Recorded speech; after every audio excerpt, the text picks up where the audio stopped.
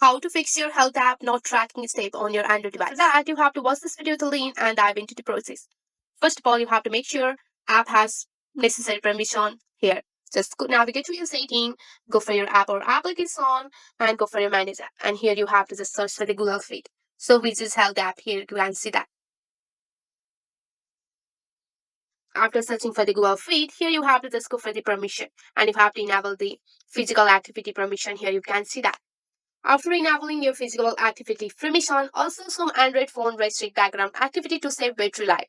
So which can also affect the step tracking. And here you have to just go back on your setting homepage and go for your battery here. On your battery option, you have to just go for the battery optimization.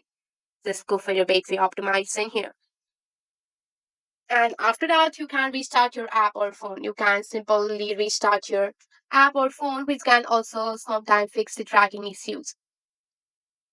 So if none of this step work, you can try uninstalling the app and reinstalling it on your device. That's it for today. If you like this video, please hit that like button and subscribe for more. I will see you in the next one. Thank you.